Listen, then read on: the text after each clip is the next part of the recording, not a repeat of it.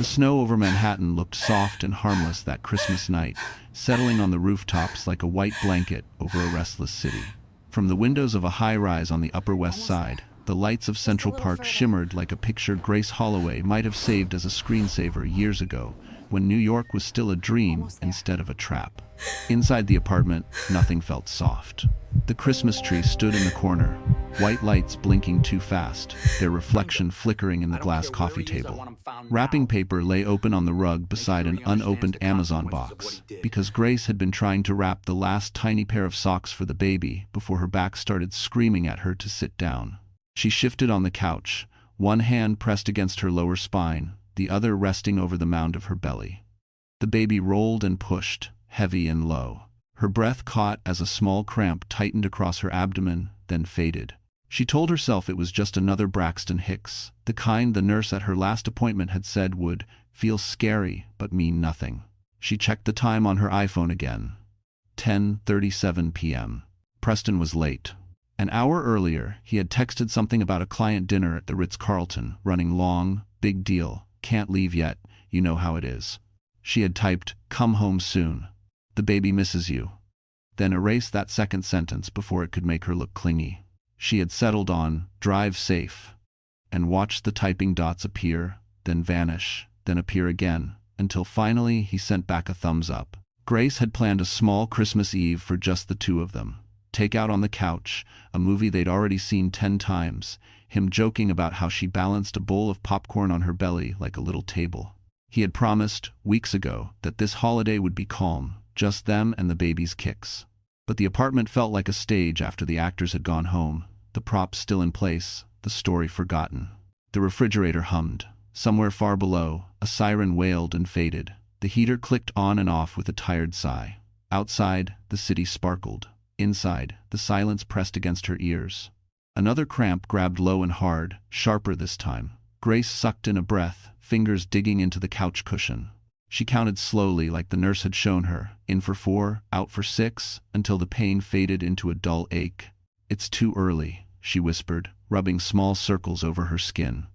You stay put, okay? We're not ready yet. She thought of calling Preston.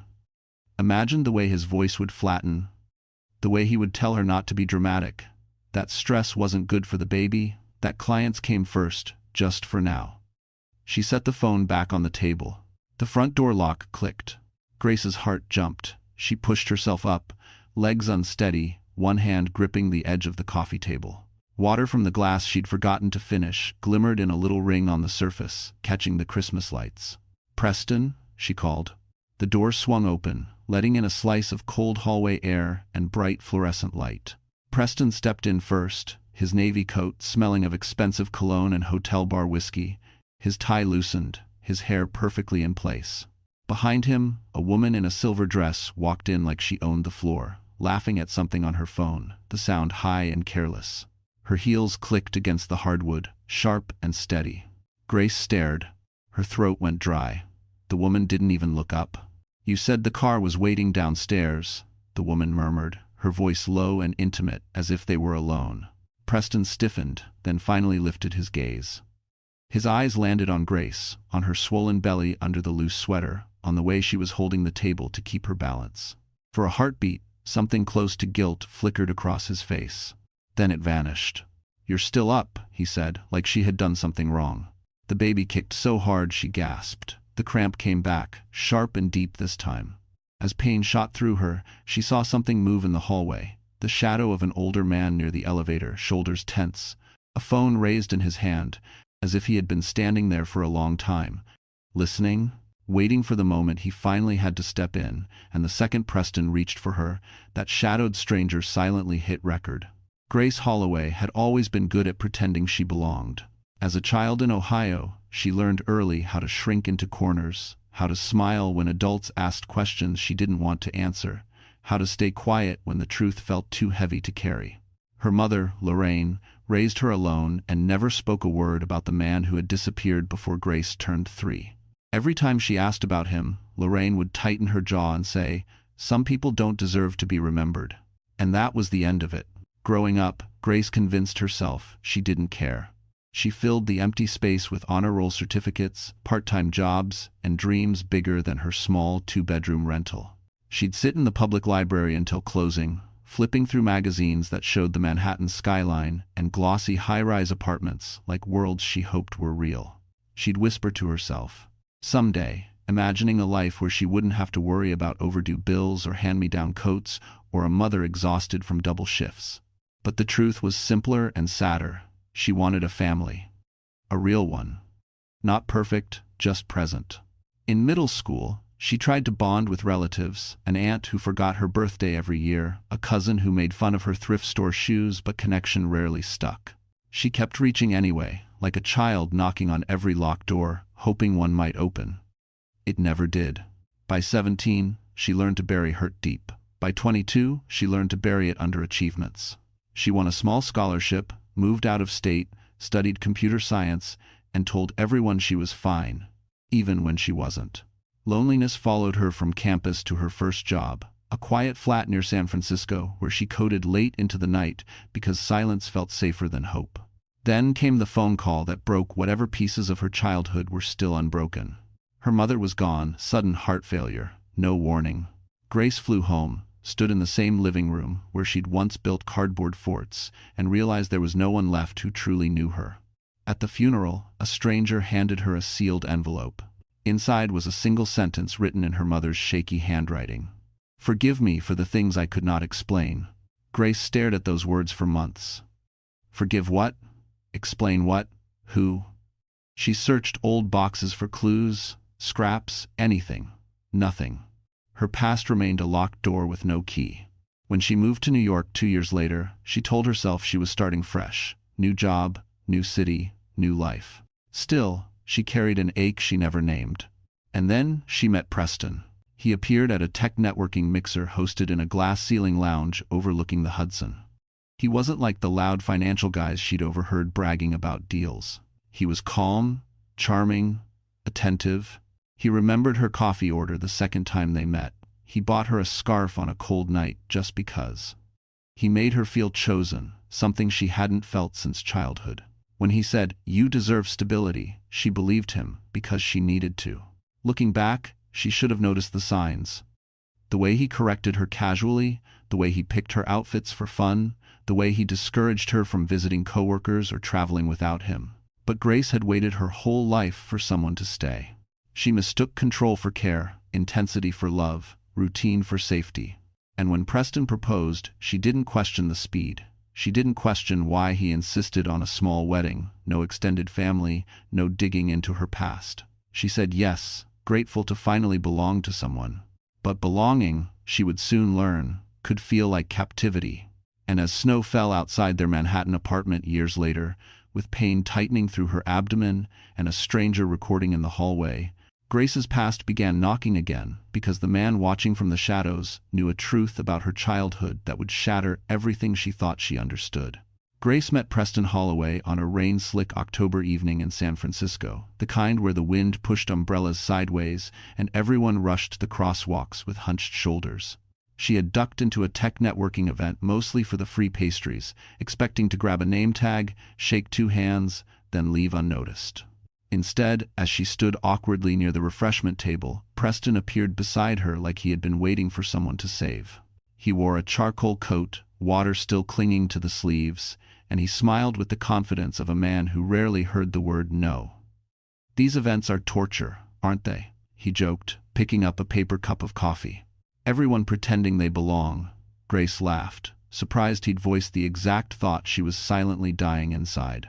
They talked about their jobs, their long hours, the way California weather pretended to be gentle until it wasn't. He asked questions, real ones, and listened as if her answers mattered. That alone felt like sunlight after years of emotional winter. By the end of the night, he walked her to her rideshare and insisted she text him when she got home. It wasn't the words that hooked her, it was the tone. He sounded like someone who wanted to protect her. And Grace, carrying a lifetime of abandonment, slipped into that feeling like a warm coat. Their dating months moved fast. Too fast. Preston sent flowers to her tiny apartment just to brighten your Thursday. He offered to help her negotiate her next contract, claiming he understood finance better. He cooked for her, drove her to appointments, held her hand as if anchoring her to him. When he looked at her, she felt seen, not for her trauma or her achievements, but for something softer she had always hidden. But shadows existed beneath his impeccable gestures. He teased her outfits, telling her which colors did more for her shape. He encouraged her to cut people from her life, saying they didn't want the best for her. When she questioned him, he used warmth like a weapon, pulling her in close so she forgot why she felt uneasy. It was control wrapped in affection, and Grace, starved for belonging, mistook it for devotion. Within a year, he suggested moving to New York. "I want to give us a real future," he said, brushing his thumb along her jaw. "Manhattan is opportunity. You deserve stability." She heard only the promise, not the cage hidden inside it. They toured apartments online, though Preston always dismissed the ones she liked. "Trust me," he'd say. "I know what will make you comfortable." She ignored the tightening in her chest and followed him east. In Manhattan, he seemed even more polished, more confident, like the city was a stage built for him. Their new apartment soared above Central Park, glass walls reflecting a life she once dreamed of. But once the door closed, he monitored her spending, her schedule, her friendships. He made decisions before she had the chance to voice an opinion. Still, she stayed. She stayed because he held her after nightmares, because he whispered promises about marriage, because he knew how to make her feel chosen on the days she doubted her worth. And when he finally proposed, kneeling in their living room with the skyline glittering behind him, Grace said yes with tears in her eyes. She didn't see the calculation in his smile. She didn't notice he never mentioned a wedding date. She didn't ask why he insisted on controlling their finances. She didn't know what he was hiding on his password-locked MacBook. And she certainly didn't know that the night she discovered his secret would be the night her life cracked open, because the file she stumbled upon wasn't just incriminating, it tied Preston to someone she never expected to meet again. From the outside, the Upper West Side apartment Preston chose looked like a dream carved out of glass and light. Floor-to-ceiling windows wrapped around the living room, offering an unobstructed view of Central Park that shifted color with every hour. The kitchen gleamed with marble counters, a stainless steel fridge, and a row of pendant lights that made everything feel staged like a magazine home instead of a real one. When Grace first walked inside, her breath caught. She had grown up in a house where the heater rattled all winter and windows fogged from drafts. Now she stood in a place where silence felt expensive. "This is our next chapter," Preston had said, sliding a hand around her waist. "A space worthy of what we're building." Grace almost cried. She didn't notice he said "our" when choosing the apartment, but "my" when signing the lease. Every paper, every financial document, every monthly payment, Preston handled them all. "So you don't stress," he said. She believed him because she wanted to. In the beginning, the apartment sparkled with possibility. They cooked pasta late at night, they slow danced in the living room with jazz playing softly. They stood at the windows during thunderstorms, watching lightning trace the sky. But gradually, the space shifted. It started small. A comment about how she arranged the pantry, a correction on how she loaded the dishwasher, a note on the refrigerator reminding her not to order too many groceries. "We need discipline," he'd say, brushing her cheek with a smile that didn't reach his eyes. Then came the bigger changes. He discouraged her from working late for the baby's sake, then subtly monitored her hours. He asked why she needed lunch with coworkers when she had everything she needed here.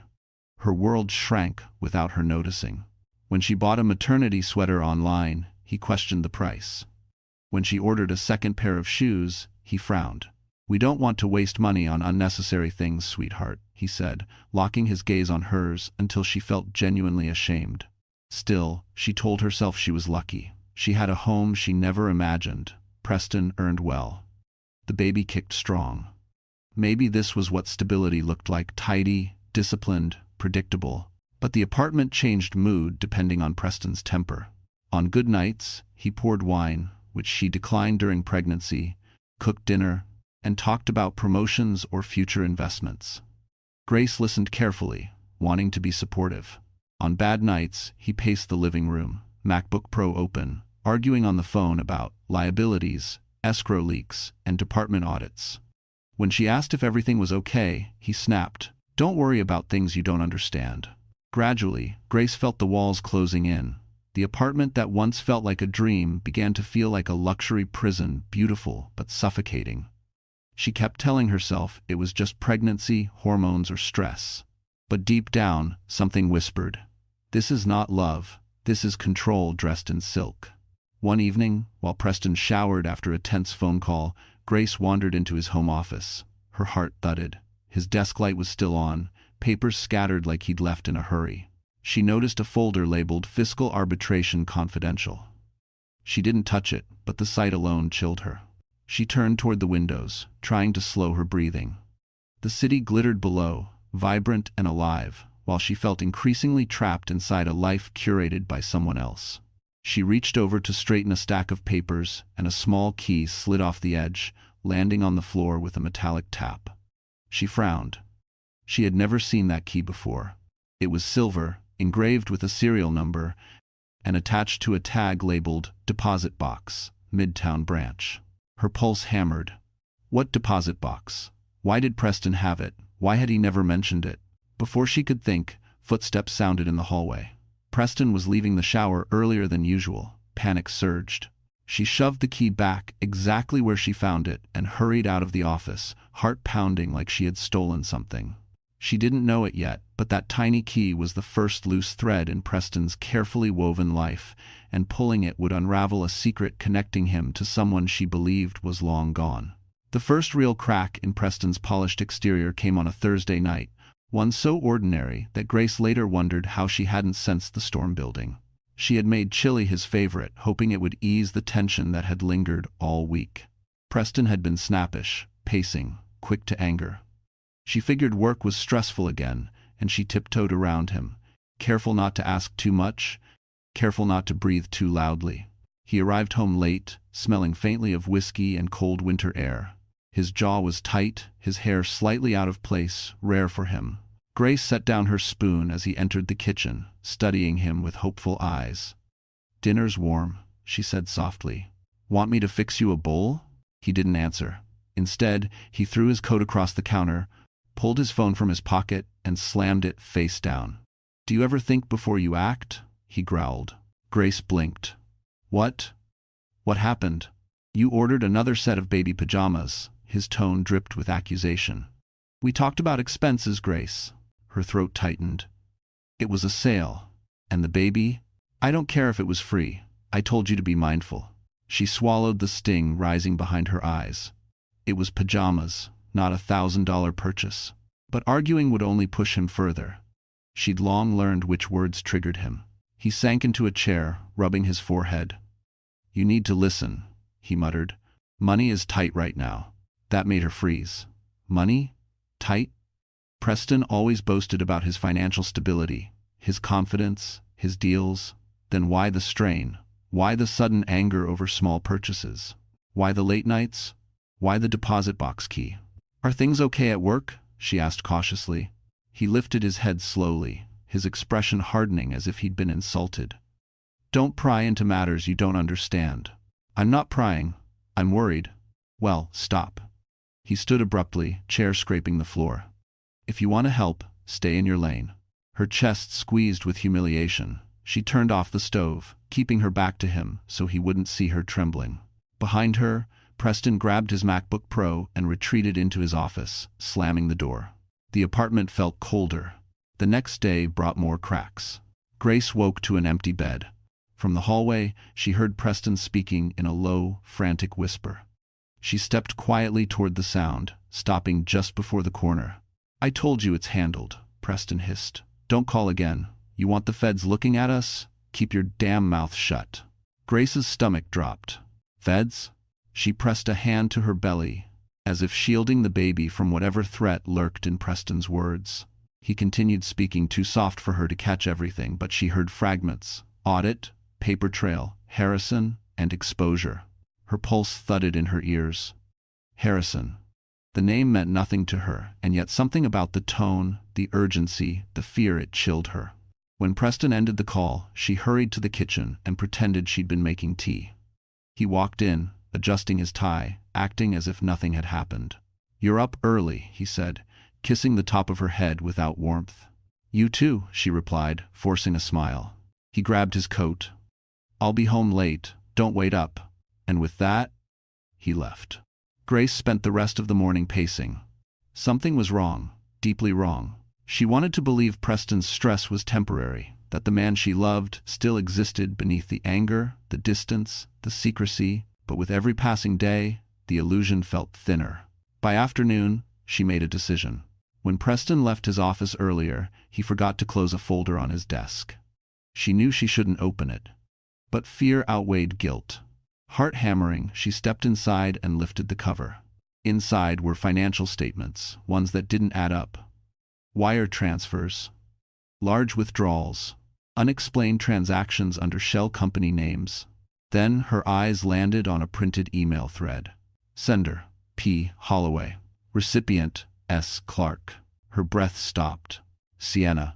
She scanned the messages. They weren't romantic. They were worse strategic, cold, calculating. Discussions about timelines, coverage, making sure Grace didn't ask questions.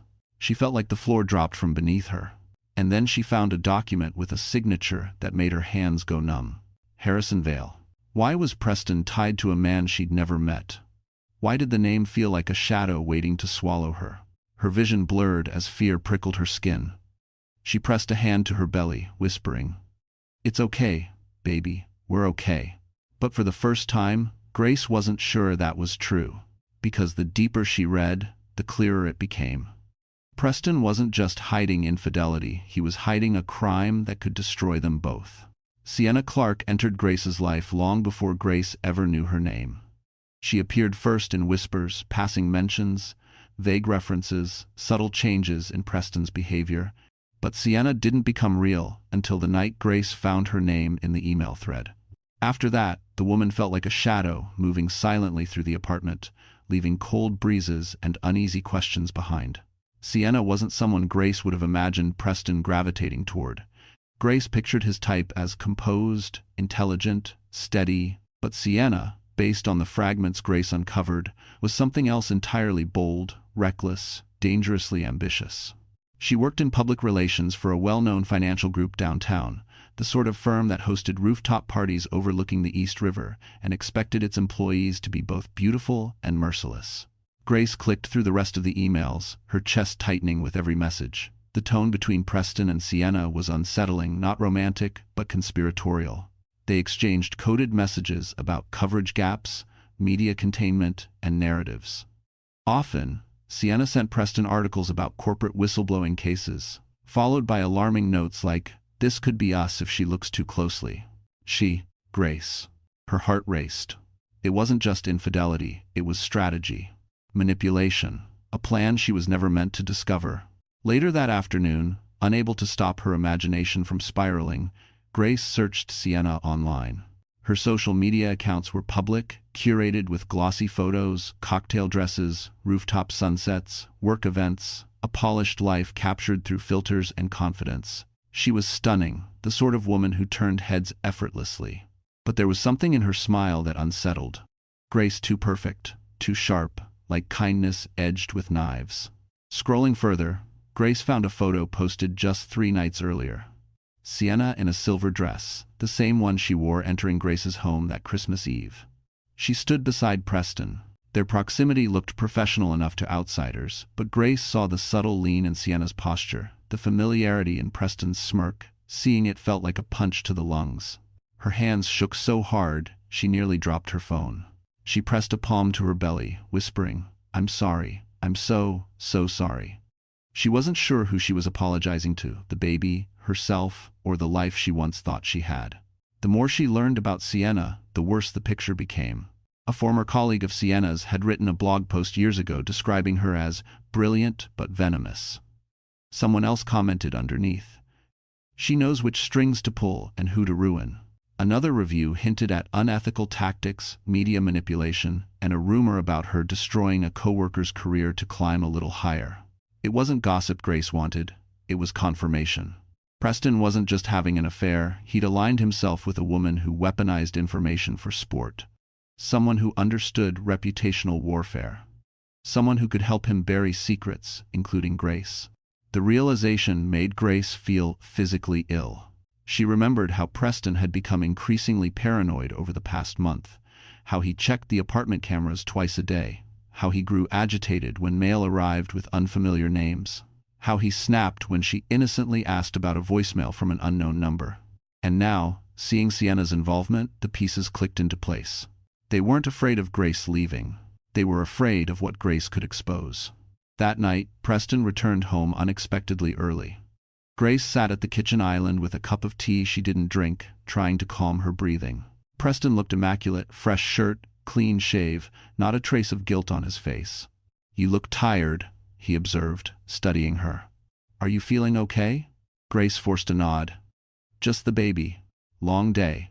He walked toward her, placing a hand on her shoulder, his touch almost clinical. "You should rest more. Don't stress about unnecessary things." Unnecessary. The word stung. She wondered if he already knew she had found the emails. Had Sienna warned him? Were they watching her somehow? Her skin prickled with fear. Preston leaned in and kissed the top of her head. To anyone else, it might have looked caring. But Grace felt the pressure beneath it, a silent command to stay quiet. She barely breathed as he walked toward his office. The moment he closed the door, she allowed a single tear to fall, silent, heavy, burning, because now she finally understood something she had never dared to consider. Sienna wasn't just a mistress. She was Preston's accomplice, and together they were preparing for a future where Grace no longer existed in the picture at all. Grace hadn't intended to open Preston's MacBook. She knew better than to cross boundaries he guarded so obsessively. But after discovering the emails with Sienna, after hearing the whispered phone call about feds and exposure, the urge to know the truth gnawed at her like something alive. One quiet afternoon, while Preston showered after a morning meeting, Grace felt the apartment shift into an eerie stillness. The water ran behind the closed bathroom door, steady and distant. Her pulse quickened. She stood in the hallway, eyes fixed on the slightly ajar office door. The MacBook sat on his desk, screen asleep, lid open. Just looking at it made her stomach clench. "Don't," she whispered to herself. "Don't do this." But a voice deeper inside answered, "If you don't, he will destroy you." Her baby fluttered beneath her ribs, and the movement made her resolve sharpen. Slowly, carefully, she stepped into the office. Her hands trembled as she approached the desk. She sat down, breathed once, and tapped the trackpad. The screen lit up. "Password required." Of course. She closed her eyes, trying to think like Preston. He was arrogant, but not sloppy. What would he use? A phrase? A date? A name? On instinct, she typed Sienna. Incorrect. Then, P. Holloway. Incorrect. Her heart pounded. She tried again, his birthday, his old zip code, a previous job title, nothing. She was about to give up when she remembered something small, so insignificant she never questioned it. The way he touched her stomach every night before bed, whispering a name he had chosen long before Grace agreed. A name she didn't love, but endured. She typed, Anderson 2024. The screen unlocked. Grace's breath vanished. Folders filled the desktop, dozens of them. Arbitration, Federal Review, Media Holding, Vail Records, Shell Invoices, Clark Strategies. Everything felt sterile, coded, not the files of an innocent man. Not even the files of a guilty man trying to hide something. These were the files of someone preparing for war. She clicked the folder labeled Vail Records, the same name she found in the office earlier, Harrison Vail. Her heart thudded. She didn't recognize the name, but something inside her tightened, as if her body did. Inside the folder were scanned documents, legal memos, court transcripts, investigative reports, and then a birth certificate. Grace froze. Her own birth certificate. She blinked, breath shaking, unsure if her eyes were deceiving her. Why did Preston have that? How did he get it? She scrolled further and found a sealed adoption form unsigned. Then a set of photos, pictures of her as a child, ones she had never seen. One with her mother holding her at a playground. Another of Grace at age 5, standing beside a man whose face had been digitally blurred. A chill crawled down her spine. She clicked the final file. Vail, Statement, PDF. It opened to a single-page document stamped with a federal seal. Harrison Vail, former federal judge, forced resignation, pending investigation. Her eyes scanned the text. He had disappeared from public life nearly 30 years ago. Rumors indicated he fled due to threats linked to a financial corruption case, a case involving the same corporation Preston now worked for. Her fingers trembled violently. Why did Preston care about this? What connection did he have to the man her mother never spoke of? She scrolled down and saw a handwritten note, Preston's handwriting. If Grace ever learns the truth, everything collapses. Keep Sienna close. Use the narrative. Her father is the key. Grace pressed a hand to her mouth to stifle a cry. Her father. The word hit her like thunder. Her mother's letter, the unanswered questions, the man she never knew, all of it collided in a dizzying wave. Was Harrison Vale her father? Was Preston tracking him? Was Sienna helping him? Her vision blurred as fear surged through her bloodstream. Suddenly, the water stopped running. She jerked upright. Preston. Her hands flew to the trackpad, closing windows, backing out, shutting the lid. She stood so fast her chair scraped the floor. Heart pounding, she hurried out of the office and slipped into the living room just as the bathroom door opened. Preston emerged, toweling his hair, eyes narrowed as they landed on her. "What are you doing?" he asked slowly. Grace forced a smile, gripping the edge of the couch to steady herself. "Just looking for a snack." His gaze lingered on her too long. Too sharp, too suspicious. And Grace realized, with a terror that hollowed her out from the inside, if he ever discovered how much she now knew, she wouldn't just lose her marriage, she could lose her life. The days after discovering the files on Preston's MacBook were the longest, tightest days of Grace's life. Every breath felt measured, every step rehearsed, every word filtered through fear. She moved carefully through the apartment, her own home, like a deer navigating a forest where the wolves pretended to sleep. She couldn't let Preston know she had seen anything. She couldn't let Sienna suspect she was catching on. She couldn't let panic betray her. But most of all, she couldn't risk harming the baby. She practiced steady breathing whenever her mind spiraled. She placed her hand on her stomach often, grounding herself, whispering silent promises. "I will protect you. I won't let them win." Yet inside, she felt the walls closing in. Preston's behavior shifted subtly. Not dramatically enough to raise alarms, but enough that Grace sensed he was watching her more closely. Their conversations felt staged, as if every word from him carried a hidden test. Every smile felt thin. Every question felt like a probe. "How are you feeling today?" he'd ask, his eyes not on her face but on her reactions. "Any strange calls? Anyone contacted you from your old hometown? Thinking of visiting anyone after the baby comes?" Each question wrapped in fake tenderness. Grace lied smoothly, terrified that truth would slip out. At night, he held her the same way he always had, arm over her waist, breath soft against her neck, but the warmth she once felt was gone. In its place grew a coldness that made her skin crawl. She didn't dare sleep deeply. She didn't dare leave the apartment when he was home. She didn't dare show the slightest fear, because Preston thrived on fear. He sensed it, fed on it, controlled it. And now that he sensed her pulling away, his claws subtly tightened. On the third night, she made a mistake. She woke with a sharp cramp in her lower belly, strong enough to make her gasp. It wasn't the first one that week, but this one lasted longer. She shifted quietly, trying not to wake him. But the movement stirred him. Preston rolled over, his hand sliding across her belly. "You okay?" he murmured. Grace froze, forcing steady breathing. "Just a little discomfort. Normal." He hummed, half asleep, and rested his hand heavier on her. She felt trapped beneath the weight of it, trapped beneath the man who could smile in public, charm an entire boardroom, then plot behind her back like she was nothing more than collateral. She stared at the ceiling, wide awake, until his breathing deepened again. Then she slipped out of bed and into the living room, padding softly to the couch. She lowered herself slowly, pressing a hand to her abdomen, waiting for the ache to ease. Minutes later, another cramp radiated through her body. She inhaled sharply. "No, not yet," she whispered. "Please, not yet." She knew stress could trigger preterm contractions. She knew fear wasn't good for the baby, but how could she not be terrified when living in a house built on lies? As the pain subsided, tears slid silently down her cheeks.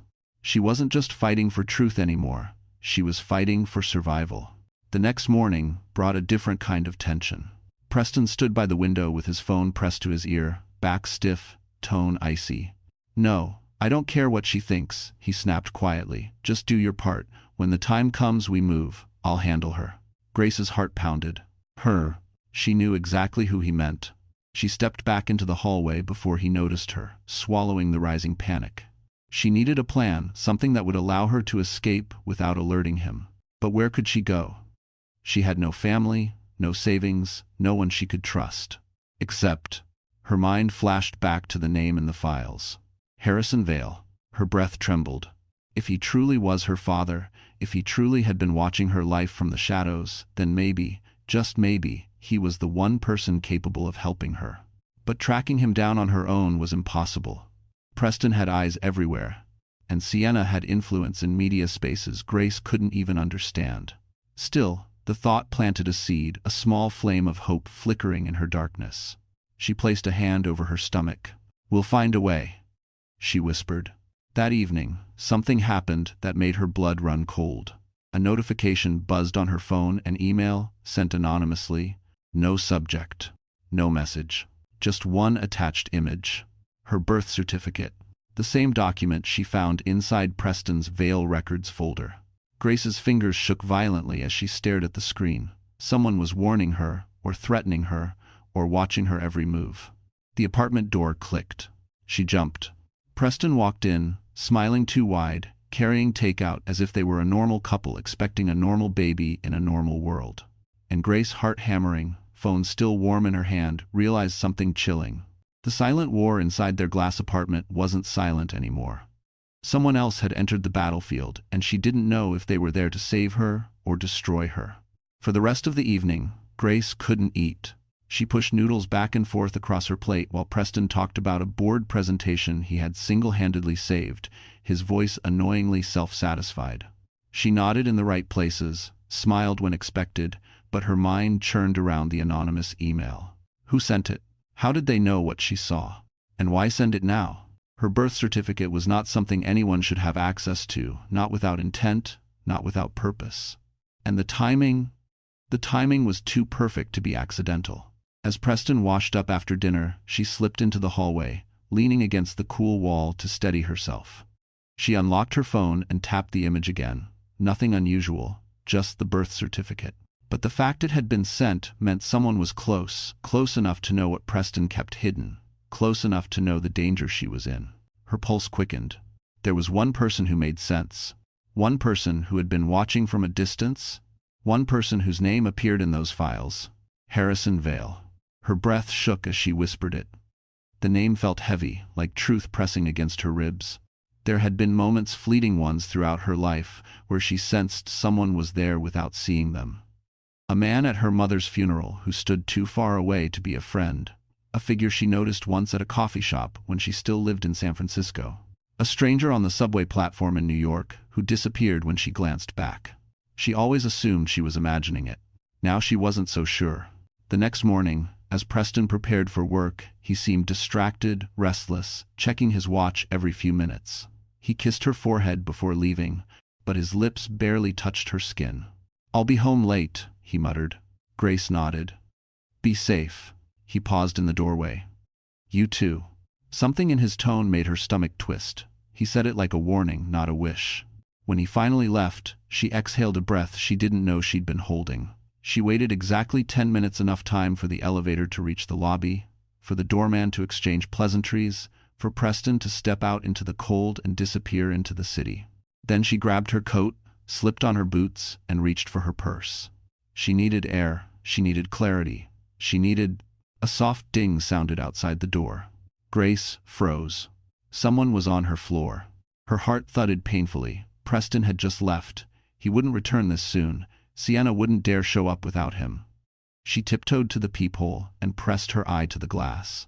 An older man stood in the hallway, facing the apartment across from hers. Tall, silver-haired, shoulders slightly hunched from age but still strong. His coat, dark wool, elegant but worn, suggested someone who had once lived a different kind of life. One hand gripped a cane, though he didn't seem to lean on it. The other held his phone. Grace's breath caught. She knew that profile. She had seen it before. In memories she didn't realize were memories. He turned and she stumbled back from the peephole. Harrison Vale. Her father. The man who vanished from her life before she turned 3. The man whose face she barely remembered except in blurs and fragments. The man whose name she now knew terrified Preston. Her pulse roared in her ears. Should she open the door? Should she hide? Should she call for help? Before she could decide, the hallway fell silent. She risked another glance. He was gone. Grace's chest tightened. Panic surged. What if Preston found him first? What if Sienna was nearby? What if this, her father appearing here, now was the start of something dangerous? She backed away from the door, clutching her belly as the baby rolled uncomfortably. Stress tightened her abdomen again, sharp and low. She breathed through it, whispering reassurances. But then, a soft rustle came from under the door. An envelope. Someone had slid it through the gap. Grace stared at it, shaking. Slowly, she bent down, picked it up, and unfolded the flap. Inside was a single sheet of paper and a small key. The key to a safety deposit box. Her heart pounded as she read the note, just 5 words, written in careful script. "You're not safe with him." Her knees nearly buckled. Her father had been here. He'd seen enough to risk exposing himself. He knew Preston was dangerous, and he had given her the same key she had seen days earlier in Preston's office. The room spun, fear and relief colliding in her chest. She pressed a hand to her abdomen, steadying herself. Because now she knew 2 terrifying truths. 1, Preston wasn't just hiding crimes. 2, her father was no longer watching from afar. He was stepping into the war. Christmas Eve had always meant quiet warmth to Grace, soft lights, simple meals, her mother humming old songs while snow dusted their windows.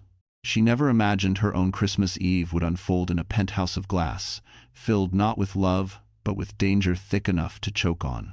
The day began tensely. Grace didn't dare leave the apartment after finding the envelope and key from her father.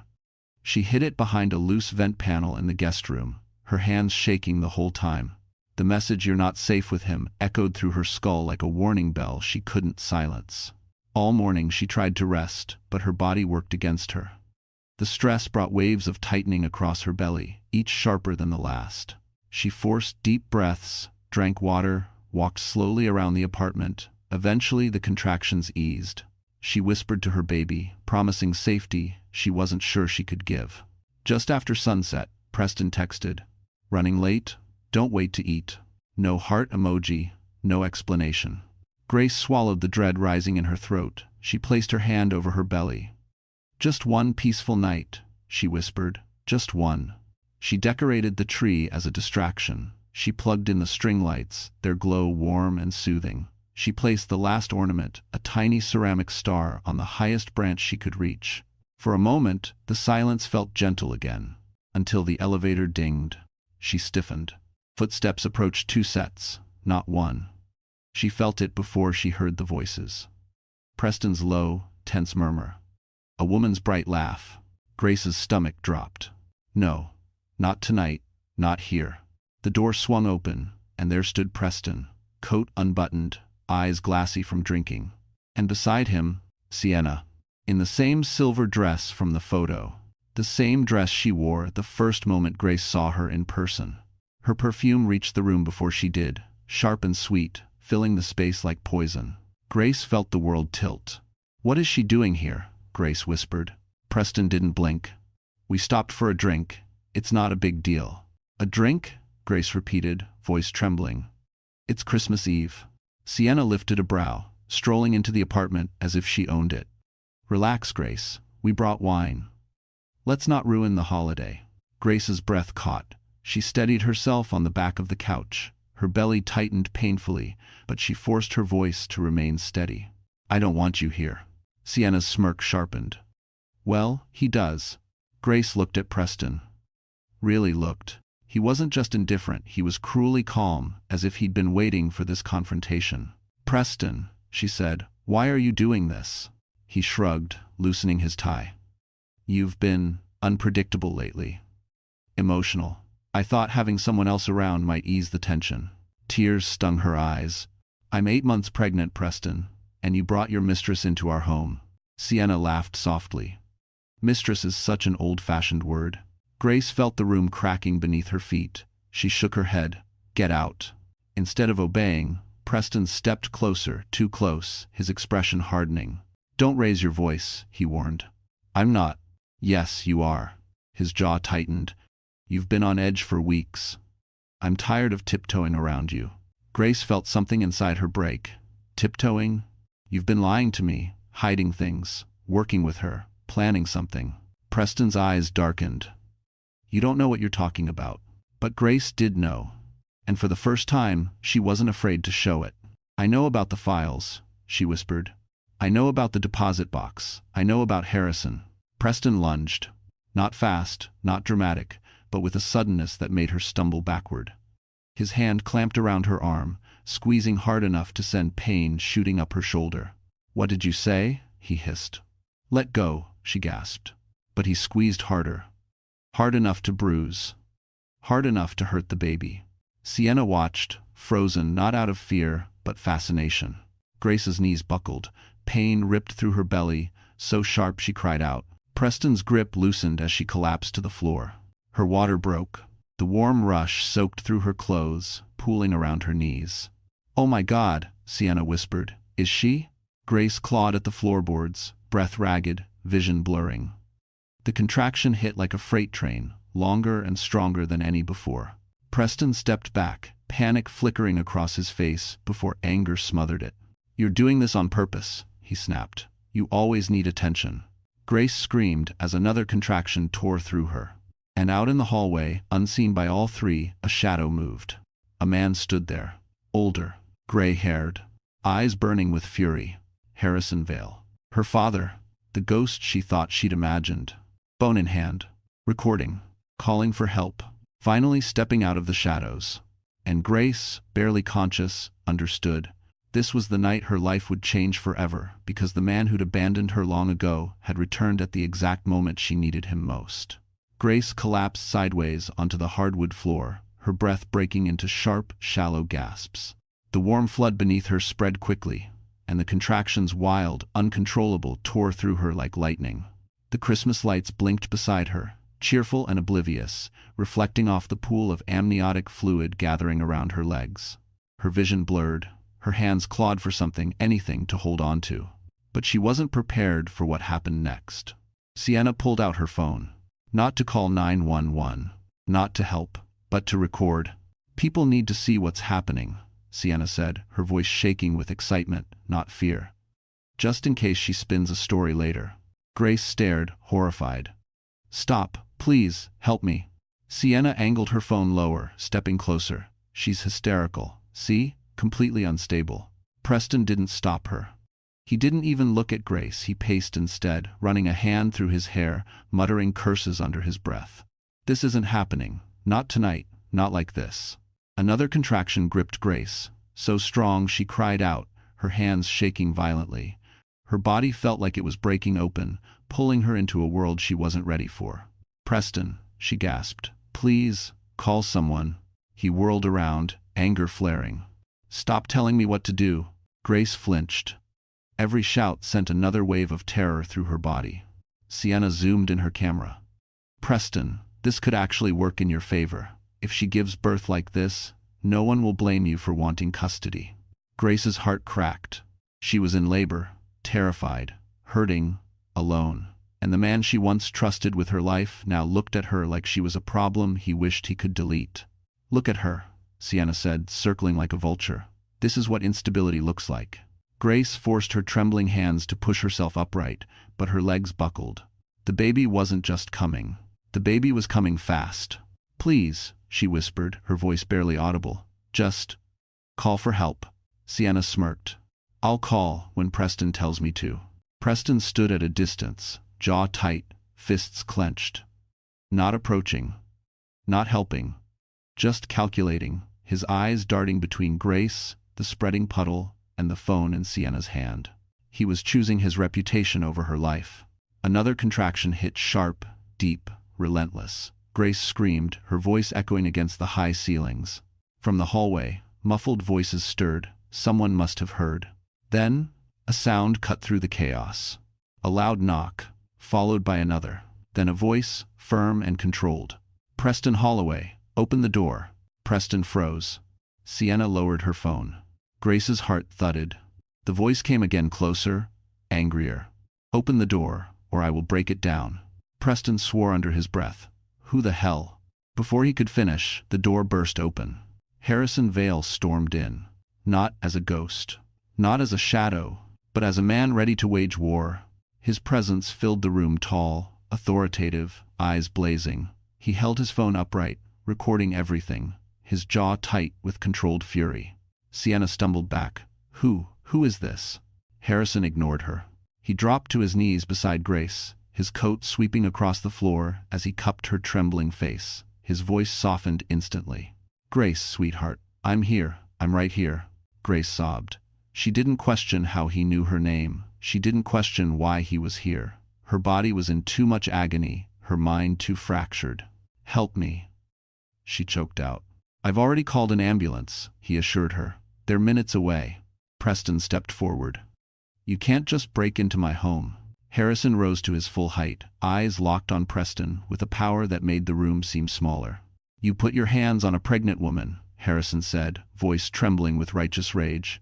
"My daughter. And I have all of it on camera." Grace's breath stopped. "Daughter." Preston stiffened. "You're Harrison Vale?" Harrison stepped closer, lowering his cane like a warning. "And you, Preston, are finished." Sienna swallowed hard. "Turn off the recording. Now." Harrison didn't even glance her way. "Take one more step toward her," he said, voice dropping into a deadly calm, "and I promise you won't see the inside of another boardroom again." For the first time, Sienna backed up. Grace cried out again as another contraction hit. Harrison dropped to her side instantly, gripping her hand. And as she clung to him in agony, another wave of clarity washed over her. Everything she thought she knew about her life was a lie. Her husband was dangerous. Her father was alive. And the world she'd built was collapsing. And yet somehow, for the first time, she wasn't collapsing alone. The sound of sirens grew louder, echoing through the glass walls of the high-rise like a promise one Grace clung to with every ragged breath. Her body convulsed again, pain rippling through her so fiercely she could hardly see.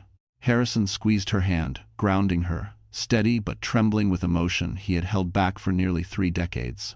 "Stay with me, Grace," he murmured, voice thick. "Help is almost here." Her eyes fluttered, unfocused. "It hurts. Dad, it hurts." The word "dad," soft, instinctive, hit him like a blow. His lips parted, eyes shining with grief and awe. For a second, his mask of control cracked. He brushed a trembling thumb across her forehead. "I'm here, sweetheart. I'm here now. I'm not going anywhere again." Behind them, Sienna hovered near the kitchen island, clutching her phone like a shield. She kept glancing at the door, at Preston, at the hallway, calculating escape routes. Her previous confidence had drained, replaced with coiled panic. "Preston," she hissed under her breath. "We need to get our story straight." "Shut up," Preston snapped. But he wasn't just angry, he was unraveling. Harrison's appearance, the recording, the way Grace whispered "Dad," it all cracked the last layer of his composure. His hands shook, his breathing quickened. "Give me your phone," he said to Sienna quietly. "What? No. Why?" "I said give it to me." He lunged for it, grabbing her wrist. Sienna yelped, jerking away. Her phone slipped from her fingers and skidded across the floor, landing near Grace. The screen was still on. Still recording. Still live. Grace's stomach lurched. "Sienna," Harrison growled. "Were you live streaming this?" Sienna backed up, palms raised. "It wasn't. Look, people lie all the time about domestic situations. I was protecting us." "Protecting yourselves?" Harrison barked. "By filming a woman in labor? On the floor? After her husband shoved her?" Sienna's face twisted. "It wasn't like that." "It was exactly like that," he thundered. Preston pointed a shaking finger at Harrison. "You don't get to walk in here and act righteous. You abandoned her. You destroyed your career and left Lorraine to raise." "Don't you say her name," Harrison warned, his voice trembling with decades of buried guilt. Before Preston could retort, Grace gasped, arching forward as another contraction slammed through her. Her scream cut through the tension like a siren itself. Harrison dropped to her side again. "Breathe, Grace. You're doing so well." Her nails dug into his coat sleeve. "Dad, I'm scared." He cupped her cheek. "I know, but I'm here, and I won't let anything happen to you or the baby." A pounding shook the door. "Paramedics!" Harrison shouted, Come in. 2 EMTs rushed in with a stretcher, equipment bags, and calm efficiency. They knelt beside Grace, asking rapid questions she struggled to answer. They checked her vitals, examined the fluid on the floor, and exchanged a grave look. She's in active labor, one EMT said. We need to move her now. Grace whimpered as they lifted her carefully. Preston stepped forward. Wait, I'm her husband. The EMT put up a hand. Sir, step back. We need space. Harrison's eyes burned. You heard them. Preston glared. I'm coming with her. No, Harrison snapped. You're staying right here, with the police. As if summoned by the words, 2 NYPD officers appeared in the doorway behind the EMTs. Which one of you is Preston Holloway? The officer asked. Preston stiffened. Why? We received an anonymous report and a video link regarding potential domestic assault. Sienna blanched. Anonymous? Who? Her eyes darted to her fallen phone, the live stream still running. Harrison's gaze followed. Looks like your own recording turned against you. Preston lunged for the phone, but an officer stepped in front of him. Sir, back up. One EMT leaned toward Grace. We're taking you to Mount Sinai. Stay with me, okay? Grace nodded weakly as they rolled her toward the door. Dad, she whispered, reaching out. Harrison grabbed her hand, walking beside the stretcher. I'm right here. I'm not leaving your side again. Preston's voice erupted behind them. Grace, don't you dare leave with him. I'm your husband. Grace turned her head, tears streaming down her face, not from pain this time, but from truth finally cutting free. Her voice shook. You stopped being my husband the moment you put your hands on me. Preston froze, the color draining from his face. And Harrison pushed the stretcher forward as the EMTs guided her into the hallway, away from the violence, away from the lies, away from the home that was never a home. As the elevator doors slid closed, Grace caught one last glimpse of the man who had terrorized her for months, being surrounded by police. And Sienna shaking like she finally understood her downfall was unfolding live. And then the doors shut. For the first time in years, Grace breathed without fear, unaware that at the hospital, another fight for life was waiting for her. The ambulance sliced through Manhattan traffic, sirens splitting the cold Christmas Eve air. Grace lay strapped to the gurney, her face pale under the harsh interior lights, sweat beaded along her hairline. Every few seconds, another contraction seized her, pulling a cry from her throat. Harrison sat beside her, gripping the rail with one hand and her trembling fingers with the other. He looked nothing like the composed, distant man she had imagined all her life. His jaw clenched, eyes glassy, breath shallow. He was terrified. Stay with me, sweetheart, he said, brushing hair from her face. You're strong. You're going to get through this. Grace tried to nod, but another wave of pain crashed through her.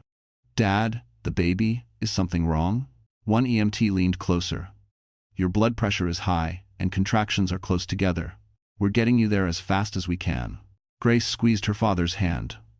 Please don't let them take my baby.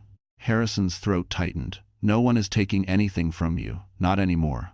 But deep down, fear gnawed at him. Preterm labor was always risky, but under this much stress, with no prenatal team prepared, his daughter and grandchild were fighting odds he couldn't control. And control was something Harrison Vale had always clung to until the day he lost his entire career protecting her mother. Now, watching Grace writhe in pain, he knew he would willingly lose everything again if it meant saving her. The ambulance burst through the hospital bay doors. Nurses rushed out, pushing another bed toward the vehicle. Grace Holloway, 32 weeks gestation, one called. Yes, the EMT answered. Ruptured membranes, contractions every 2 minutes, elevated BP, and recent physical trauma. Physical trauma. The words stabbed Harrison through the chest. As they transferred her onto the hospital bed, Grace cried out, clutching her belly. Dad, don't leave me. I'm right here, Harrison whispered. But the nurse stepped between them. Sir, we need to take her to labor and delivery. You'll have to wait. The hell I will, Harrison snapped, his voice shaking with fury and fear. She needs me. A calmer nurse touched his arm. She'll be in good hands, I promise. As soon as we stabilize her, we'll bring you in. Grace's fingers slipped from his as they wheeled her away down a bright white hallway. Her cries echoed until a set of double doors swallowed them. Harrison stood rooted. The hallway spun. His cane trembled in his grip. He had been helpless once before with her mother. He refused to be helpless again. Minutes ticked like hours in the waiting room. Families talked quietly. A Christmas tree blinked softly in the corner. A TV whispered holiday commercials no one paid attention to. Harrison paced. His mind replayed everything: the live stream, the shove, the terror in Grace's eyes. He should have acted sooner. He should have intervened years ago. He should have told her who he was. But hiding had seemed safer. For her, for him, now he saw how wrong he'd been. A doctor finally approached a woman in blue scrubs, mask lowered around her neck. "You're the father?" she asked gently. Harrison nodded, gripping his cane so tightly his knuckles whitened. "How is she?" "How's the baby?" "She's stable," the doctor said, "for now. But she's in active labor, and the stress triggered complications. We're monitoring both closely." "Complications?" Harrison's voice wavered. "She's losing blood faster than we want, and the baby's heart rate is fluctuating." Harrison's knees nearly buckled. "Can I see her?" The doctor hesitated. "Only for a moment. She's asking for you." They led him into a dimly lit room, where monitors beeped steadily. Grace lay on the bed, cheeks wet with tears, oxygen tubing under her nose. Her hands gripped the rails as another contraction surged. Her eyes opened when she sensed him. "Dad," she whispered. He rushed to her side, taking her hand. "I'm here. I'm right here." "I'm scared," she sobbed. "What if I lose him? What if Preston wins? What if?" "Listen to me," he said, voice firm, cracking. "You are not losing anything tonight. Not your baby, not your freedom. And Preston, he's already losing. The police are questioning him right now." Grace blinked, tears sliding down her temples. "Really?" "Yes." Harrison leaned close. "I sent the live stream link to the detectives myself." A weak laugh bubbled from her, half pain, half disbelief. I can't believe he would hurt me like that." Harrison stroked her hair, guilt tearing at him. "I failed you once. I will not fail you again." Another contraction ripped through her body. She screamed, arching off the bed. The monitors spiked. The doctor rushed back in. "She's progressing fast. We need to prep for delivery." Nurses flooded the room. Harrison squeezed her hand tighter, voice breaking. "Grace, sweetheart, hold on. Your baby is coming. And I'm not leaving this time, not for anything." She turned her face toward him, eyes wide with fear and trust. "Don't let me go, Dad." He bent down and kissed her forehead. "Never." And as the room spun into controlled chaos, as the team fought to keep mother and child safe, Grace clung to the one truth she had waited her entire life to feel. She wasn't alone anymore. And this time, someone was fighting for her. When consciousness finally returned, it did so gently, too gently, like the world was trying to cushion a blow it knew would devastate her. Grace blinked up at a dim hospital ceiling. The lights were softer now, humming faintly. A blanket warmed her chest. Her limbs felt heavy, distant, as if they belonged to someone else. For a moment, she didn't remember. Then, everything hit her at once. The contractions, the fall, the shouting, Harrison's face, the stretcher, and the baby. Her hand shot instinctively to her stomach. Flat, empty. Her breath caught in her throat. "Your baby," she whispered, panic rising like fire. "Where's my baby? Where?" "Grace?" A warm voice came from her right. She turned to see a man in navy scrubs, dark hair, steady eyes, a stethoscope hooked lightly around his neck. His presence radiated calm, the kind that felt earned rather than performed. "I'm Dr. Evan Mercer," he said softly. "I've been overseeing your care." "My baby," she gasped, gripping the bedrail. "Please tell me he's alive." Dr. Mercer pulled a chair closer, sitting right beside her, so she wouldn't feel alone. "He's alive," he said. "He's in the NICU. He's small, but he's fighting, and he's responding well to the interventions." Grace's body sagged with relief so intense it made her dizzy. Tears slipped down her temples, soaking the pillow beneath her head. "But," Dr. Mercer added gently, "he's not out of danger yet. Preterm births at 32 weeks come with challenges. But your son is strong." He came out crying. "That's a good sign." A sob escaped her, a sound filled with gratitude and fear all tangled together. "I want to see him," she whispered fiercely. "Please, I need to see him." "You will," Evan said. "Soon. But your blood pressure spiked after delivery, and we had to stabilize you first. You lost more blood than we wanted. You need rest before we move you." Rest. The word felt foreign. Impossible. "How long was I unconscious?" she asked. "A few hours." A few hours. Her baby had been fighting for his life for hours without her. She closed her eyes, overwhelmed. Her chest tightened with the memory of Preston's face, cold, calculating, watching her fall as if she were collapsing on purpose. "Does he know I'm here?" she asked quietly. "Preston." A shadow crossed Dr. Mercer's expression. "The police have restricted his access to the maternity wing. There's an active investigation." "Good." Her voice cracked. Evan hesitated.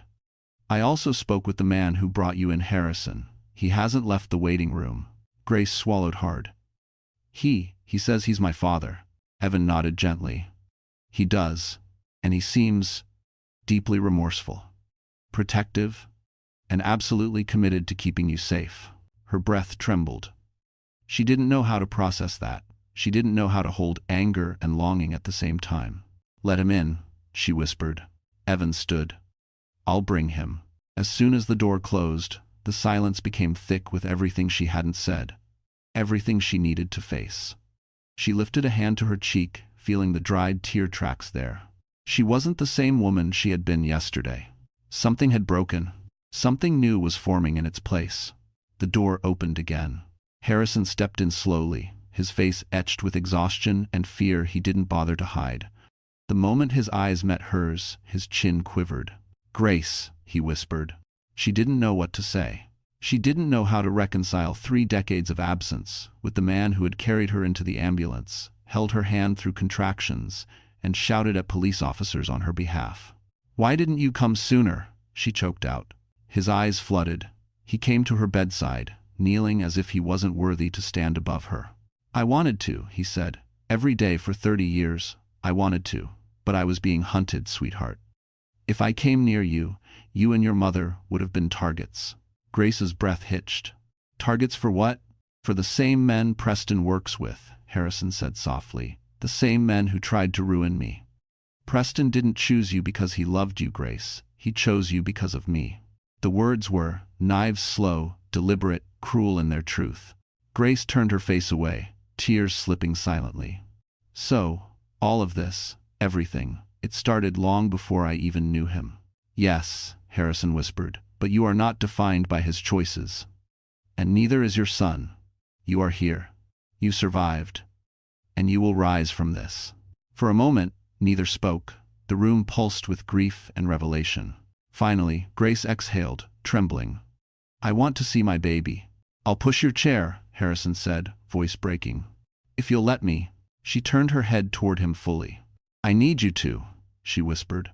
Harrison covered his face with one shaking hand, relief, guilt, and love crashing into him, and then he stood to get the nurse. Grace closed her eyes again, just for a moment, feeling a strange, fragile strength starting to settle inside her. Because even though her world had shattered, she knew now that the pieces could still become something stronger. When the nurses finally wheeled Grace into the NICU, the world shrank into a quiet symphony of beeping monitors, soft overhead lights, and tiny breaths fighting to stay in rhythm. The room felt sacred, suspended between fear and hope. Rows of incubators held infants so small they barely seemed real, little fists, fragile lungs, determined hearts. Her baby, her son, lay inside one of them. He was smaller than she imagined. His skin flushed pink under the warm glow, his chest rising and falling in quick, shallow movements. Tiny wires connected him to machines that hummed a lullaby of survival. Grace's breath caught. Her hands flew to her mouth as tears surged freely. Oh my God." A nurse stepped closer. "He's doing well, considering the circumstances. He's a fighter." Harrison stood behind Grace's wheelchair, steadying her trembling shoulders. She reached out a hand toward the glass, afraid to touch, afraid she might shatter if she tried. "Hi, baby," she whispered. "Mommy's here." Her voice broke. Dr. Evan Mercer appeared beside her, hands tucked into the pockets of his white coat. His presence brought an odd calm to the room, something warm and unwavering. The kind of presence you trusted before you understood why. "Grace," he said gently, "he stabilized another 2 points since you woke up. That's a good trend." She swallowed hard. "Will he?" Will he make it? Evan knelt beside her, making sure their eyes met. Your son is strong. He has every chance. But he needs rest, steady oxygen, and for you to heal too. Grace wiped her cheeks. I can't leave him. You won't, Evan said, but you also need strength to take care of him when he comes home. That means food, water, sleep. She looked at him, really looked, and realized something about him eased the tightness inside her chest. Maybe it was his steady tone, maybe the way he never rushed her, maybe the simple truth that he had been there when her world collapsed. He stayed with her now, quietly explaining each monitor, each tube, each number on the screen. He told her what was normal, what wasn't, and what they'd be watching for. His patience wrapped around her like a blanket she didn't realize she needed. At one point, Grace whispered, "Do you see a lot of situations like mine?" Evan shook his head. "Not like yours. Yours was—" He paused, choosing a careful, respectful word. "Severe." She closed her eyes. Preston's shout echoed in her mind. Sienna's phone, the shove, the fall, the pain. Her body tensed. Evan noticed. "You're safe here." Grace nodded, though her heart still trembled. "I just want my son to grow up safe, loved, not in the middle of all this." Evan's expression softened. "He will, because you're his mother." Her throat tightened. "What if I'm not enough?" "You survived a man who tried to break you," Evan said quietly, "and you protected your baby through all of it. That's more than enough." His words hit deeper than he knew. She felt something shift inside her, a tiny space of belief opening where despair had lived. Harrison touched her shoulder gently. "Grace. He needs a name." She looked at her baby, tiny but fighting, and thought of everything stolen from her, her safety, her peace, her choices, and everything she was reclaiming now. "I'll name him Noah," she whispered, "because he survived the storm." Both men, her father and her doctor, exhaled softly, honored witnesses to the moment. Noah, her son, her reason to rise again. Evan smiled, warm, genuine. Noah is perfect. For a long moment, they stood in a fragile triangle of new beginnings. Grace, finally protected. Harrison, finally present. Evan, a steady presence who felt like the first safe place she'd known in years. But as Grace rested her forehead against the incubator's glass, whispering Noah's name, a nurse approached them with a clipboard and an uneasy expression. "There's something you need to know," she said quietly. "The police are here. They have new information about Preston Holloway." Grace stiffened. Harrison's hand tightened on her shoulder. Evan rose slowly, jaw setting with protective instinct. The nurse continued. "They found something in the apartment, and it changes the entire investigation." Grace felt the air shift before the nurse even finished speaking. Harrison straightened behind her wheelchair, every muscle tight with dread. "Doctor." Evan Mercer took a single measured step closer, positioning himself between her and the doorway, as if danger might walk in at any moment. Grace's pulse quickened. "What? What did they find?" The nurse lowered her voice. "I'll let the detectives explain. They're waiting in a consultation room. They said it concerns both you and your father." Harrison's breath caught. "Me?" The nurse nodded. "Yes, sir." Grace swallowed hard. Preston had already shown she didn't truly know the man she married. But what could he possibly have left behind that involved her father too? Evan placed a gentle hand on her chair. "If you want, I'll go with you." Grace looked up at him at the quiet steadiness in his eyes and felt courage she hadn't had a moment earlier. "Yes, please." They followed the nurse down a hallway lined with framed nature photographs and the soft hum of hospital machinery. Every step felt heavier.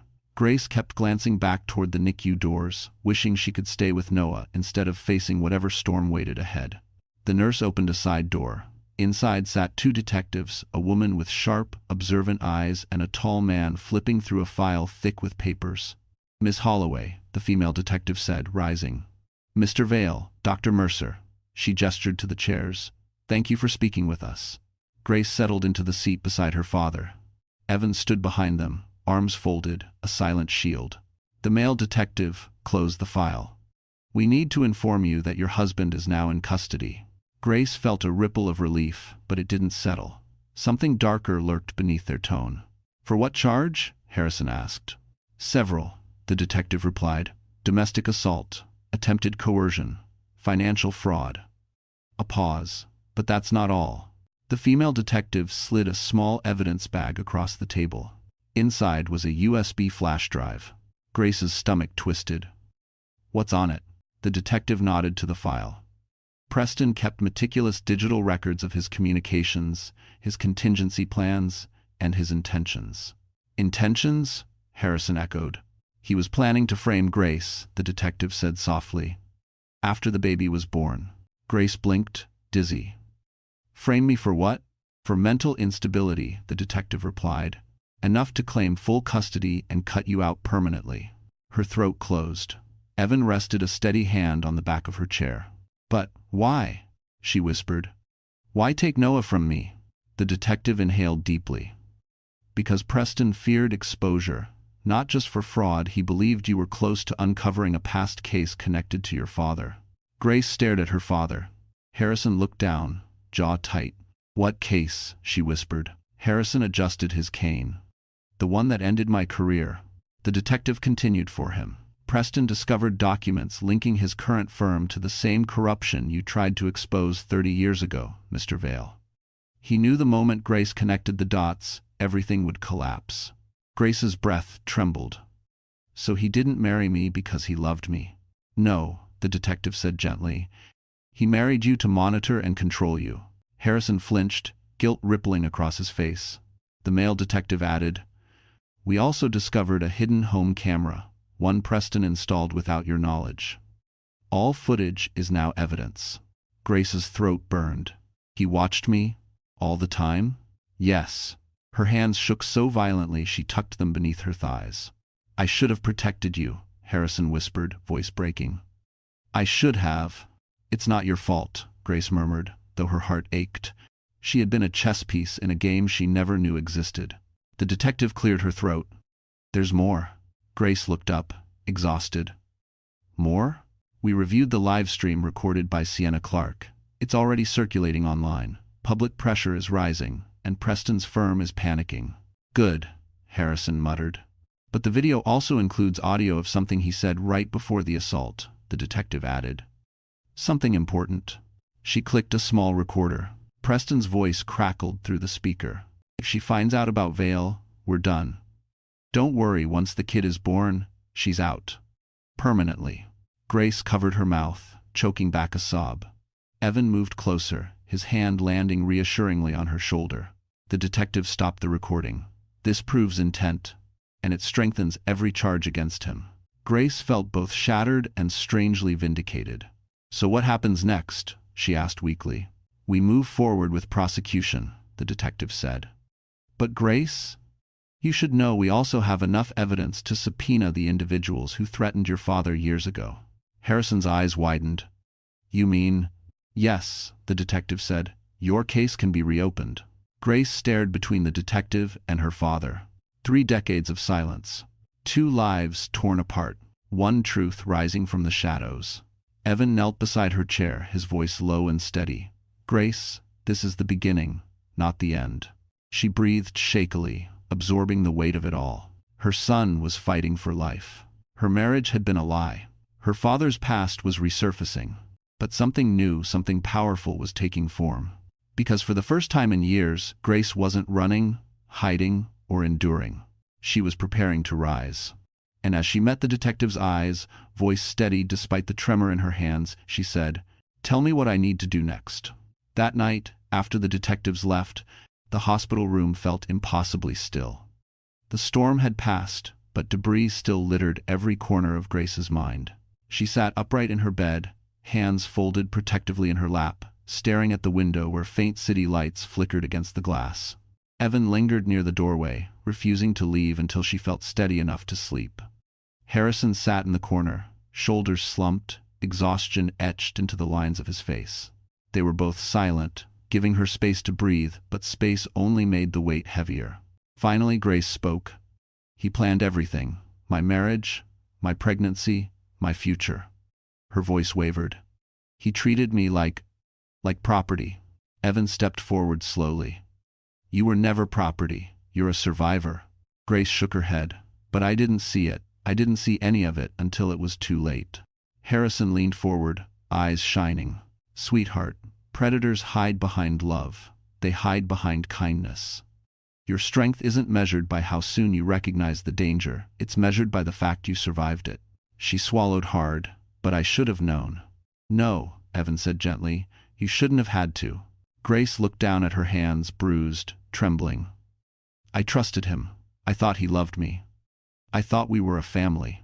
The word family fractured something inside her. Harrison stood and moved closer, gripping his cane with one hand, reaching for hers with the other. You have a family, he whispered. It's just not the one you were trapped in. Grace felt tears burn again, but she didn't break this time. Not fully. She was too tired for heartbreak. Too tired for fear. But not too tired for anger. Not anymore. What happens now? She asked. Harrison exhaled. Now you rebuild. And now we face the people who hurt all of us. The idea scared her, but it also lit something inside her. A spark she hadn't felt in months, maybe years. A knock sounded at the door. A nurse peeked in. Sorry to disturb, but your son's oxygen levels just improved. He's stable enough for rest. You can visit him again before the night shift. Relief washed over Grace so hard she nearly collapsed. She swung her legs off the bed with determination. Help me up? Evan stepped forward instantly, offering his arm. The warmth of his hand steadied her. He guided her into a wheelchair as Harrison grabbed a blanket to wrap around her shoulders. The trio walked the quiet hallway together, Grace rolling forward, Harrison supporting her from behind, Evan walking at her side. For the first time, she didn't feel like a victim being carried. She felt like a woman moving toward her future. Inside the NICU, Noah's incubator glowed softly. His tiny body seemed stronger, his breathing steadier.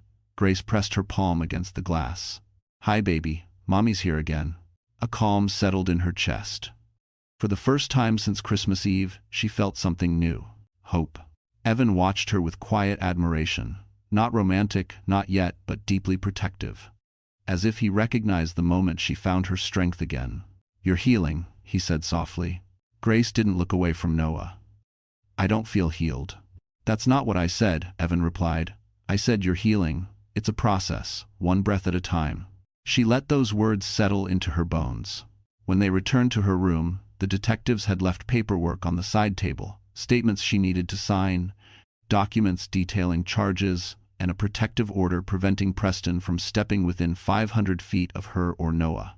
Grace stared at the stack. A week ago, she would have been terrified to face any of it. Tonight, she whispered, hand me a pen. Evan passed her one. Harrison stood beside her. She signed every page. Her signature wasn't shaky. It wasn't timid. It was the beginning of her reclaiming her life. When she finished, Harrison rested a gentle hand on her shoulder. You're stronger than you know. Grace inhaled deeply. I have to be. For Noah. Evan gave a small, proud nod. And you're not doing it alone. Grace leaned back against her pillows, exhausted but empowered. She looked between the two men who refused to leave her side. Her father, her doctor, her unexpected protectors. And for the first time since her world fell apart, she allowed herself to imagine a future that wasn't ruled by fear, lies, or the man who tried to break her. Because this time, she was rising. And nothing would stop her from rebuilding everything Preston tried to take. 2 weeks passed, and the world outside the hospital continued turning, even as Grace's life mended itself in slow, careful stitches. Noah grew stronger by the day. His oxygen needs decreased. His tiny fingers curled around hers with surprising determination. Grace spent hours beside him, whispering promises of safety and a future free from fear. But outside the NICU's protective glow, another battle brewed. Preston's firm was collapsing. Every major news outlet ran variations of the same headline. Finance executive Preston Holloway under investigation for fraud and domestic violence.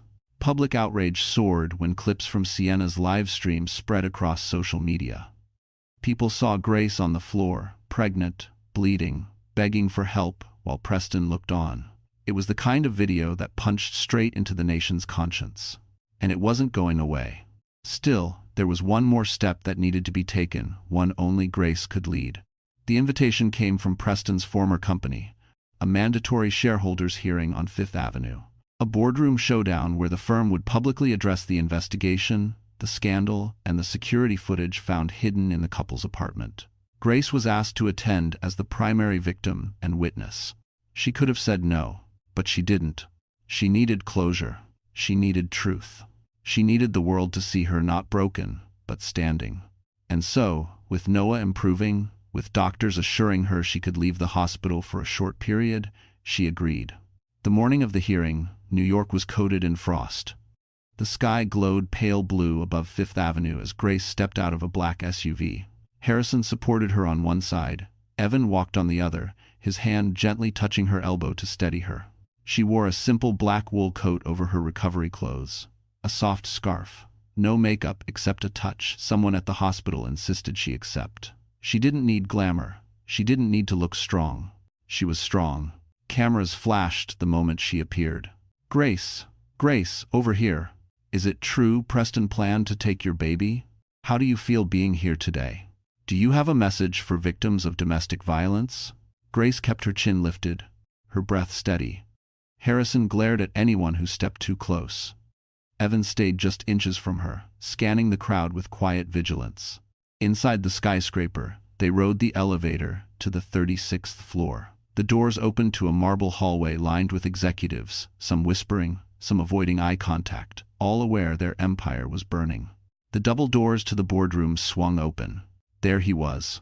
Preston Holloway sat at the long glass table, wrists cuffed to the chair, flanked by two officers. His suit was wrinkled, his face hollow. His eyes, once so calculating, were now frantic as they locked onto Grace. She didn't look away. Sienna sat across from him, shaken but defiant, eyes rimmed with smudged mascara. Her lawyer whispered frantically in her ear. Grace took her seat at the witness table. Harrison sat behind her. Evan moved to stand against the far wall, arms crossed, gaze fixed on Preston like a guardian unwilling to blink. The hearing began. Executives presented the evidence. Fraudulent wire transfers, shell companies, false audits, payment trails that led straight to Preston. And finally, the hidden home footage. Gasps rippled through the room. Grace watched herself on the screen, confused, scared, pregnant, falling onto the hardwood floor. She heard her own cries. She heard Sienna's voice. She heard Preston threatening her. Preston slammed his cuffed fists against the table. "Turn that off," I said, "turn it off." But no one listened. Instead, the chairman looked at Grace.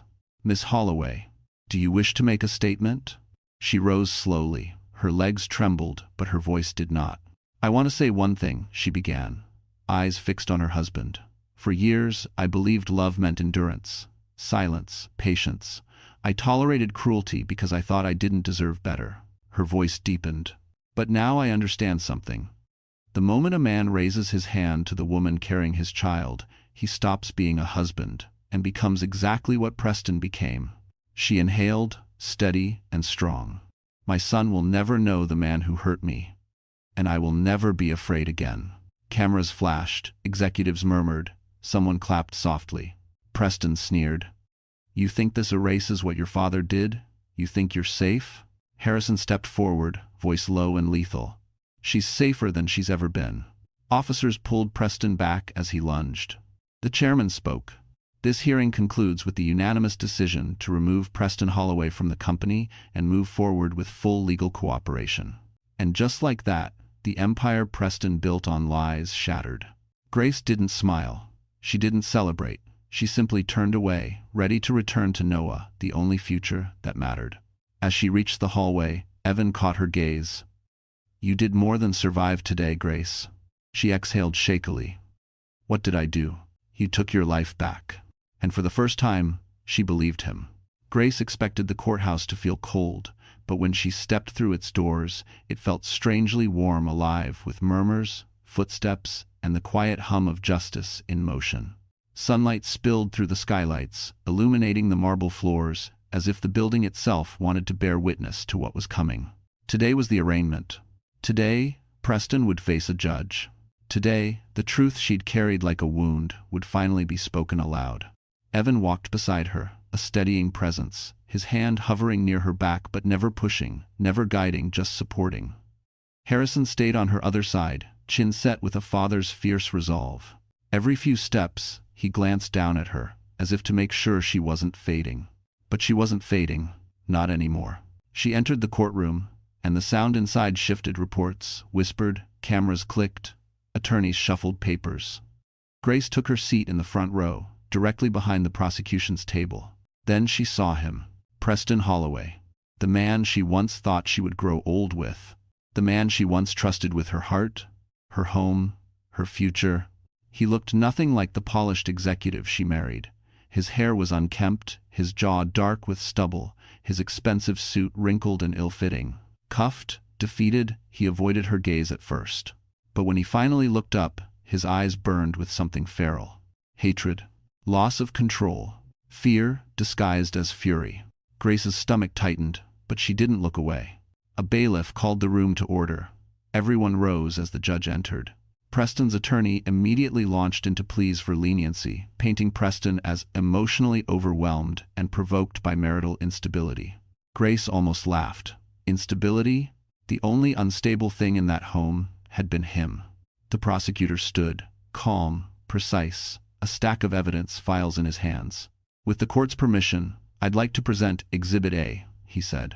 A monitor flickered on, and suddenly there she was. The live stream footage. Grace on the floor, hands trembling, water pooling. Sienna filming, Preston shouting. Grace crying out for help. And the moment the contraction ripped through her body, her scream echoing off the walls. Whispers spread through the courtroom, horrified, sympathetic, angry. Preston lunged forward. Turn it off. This is biased. She made herself fall. You don't know what she's capable of. The judge slammed her gavel. Mr. Holloway, sit down, or you will be removed. Grace felt a tremor run through her, but Evan reached over and touched her hand. Harrison's jaw tightened with barely restrained rage. The prosecutor continued. We also have audio evidence from a hidden home camera, evidence the defendant installed without his wife's consent. The next clip played. Preston's voice filled the room. If she finds out about Vale, we're done. Once the kid is born, she's out, permanently. The courtroom froze. A reporter covered her mouth. A juror looked sick. Even the judge shifted, disgust flickering across her face. The prosecutor turned toward Grace. Miss Holloway, would you be willing to provide a statement to the court? Evan squeezed her hand. Harrison whispered, only if you're ready. Grace stood. Her legs trembled, but her voice did not. When I married Preston, she began, I believed in him. I believed in us. I believed in the man he pretended to be. But what I didn't know was that I wasn't a wife to him. I was leverage, a tool, a way to control what he feared most, the truth. She swallowed, then continued. He didn't break me the night he shoved me. He tried to break me long before that when he isolated me, tracked me, watched me, used my pregnancy against me. But I survived him, and my son survived him. And I am done being afraid. Every eye in the courtroom remained on her. She inhaled deeply. I want full restraining orders. I want every charge pursued, not just for me, but for every woman who's ever been silenced by a man who thought he owned her. Silence fell. Then a quiet ripple of approval swept the room. Preston's fury ignited like gasoline. You ungrateful liar. I gave you everything. You think your new little doctor boyfriend will save you? You think anyone cares? Enough, the judge thundered. Officers grabbed Preston as he thrashed, his face red with rage. His mask, once polished and charming, fell away completely, revealing the true man underneath, desperate, cruel, small. For the first time, Grace felt nothing for him. Not anger, not sadness, nothing. Just closure. The judge delivered her decision. Bail denied, charges upheld. The defendant will remain in custody until trial. Applause erupted from the back row, a sound Grace never expected to hear in her defense. She sank back into her seat, shaking. Evan leaned down, his voice warm and steady. You were extraordinary. Harrison wiped a tear, trying to pretend he hadn't. And Grace, for the first time in years, breathed without a weight on her chest. But as they stepped out of the courtroom and the cameras swarmed, something surprising happened. A representative from the district attorney's office approached Grace with news that would change her life even more. Grace stood in the courthouse corridor, breath still unsteady from the emotional storm she had just weathered. Reporters clustered near the exit, murmuring her name like she had become a symbol instead of a woman trying to hold herself together. Cameras flashed. Microphones stretched, Security kept them back. But the representative from the district attorney's office stepped forward with a gentleness that cut through the chaos. "Miss Holloway," she said softly, "may I speak with you privately for a moment?" Grace exchanged a glance with Harrison and Evan before nodding. They followed the representative to a quieter corner near a tall window overlooking the snow-streaked streets of Manhattan. "There's something you deserve to know," the woman began. "Something your father never told you because he was trying to protect you." Grace's heartbeat quickened. Harrison's jaw tightened, a silent confession forming before he spoke a word. The representative continued, "Your father was never meant to disappear. He was meant to be protected. Judge Harrison Vale wasn't disgraced, he was threatened. He refused to alter a ruling that would have protected the same company your husband worked for. When he refused, they retaliated. We now have enough evidence to clear his name fully." Grace's breath hitched. She turned to her father. "Dad, is that true?" Tears welled in his eyes, tears he didn't bother hiding this time. "Everything I did was to keep you safe. Lorraine begged me to stay away. She believed you'd have a better life without being hunted." He swallowed hard. "I hated it. Every second. But I thought it was the only way." Grace felt her chest tighten, not from fear, but from the enormity of the moment. All the years of distance suddenly made sense. All the shadows in her childhood finally had form. The representative stepped closer. "His reinstatement hearing is already underway. If you and your father are willing, we'd like you both to speak." Grace looked at Harrison. The guilt in his eyes softened under the weight of her forgiveness. "Yes," she whispered. "We'll be there." 2 days later, Grace rolled Noah's bassinet into a sunlit lounge reserved for families of NICU graduates. He had grown stronger, still tiny, still fragile, but breathing easier, grasping her finger with determined force. "Hello, my little fighter," she whispered, brushing his cheek. "You're going home soon."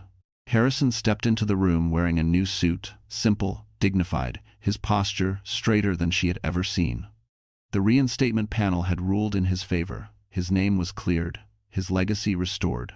But none of that compared to the way he looked at Noah, as though he had been given a second chance at fatherhood. "May I?" he asked softly. Grace nodded, heart swelling as she watched Harrison lift Noah gently, holding him as if he were carrying hope itself. The door opened again. Evan entered quietly. He held a wrapped blanket in his hands, blue, soft, embroidered with Noah's name. "I thought he might like this for his first night home," Evan said, voice warm. Grace felt heat rise in her cheeks. Even after everything, she wasn't ready for romance, not yet, but there was no denying the comfort Evan brought her, the steady ground he offered when hers shook. "Thank you," she said softly. He stepped closer, lowering his voice. "You did something incredible, Grace. You saved your son, you saved yourself, and you exposed something that will protect other women too." She swallowed the lump in her throat. "I wasn't alone." "No," Evan agreed, "but you were the one who stood."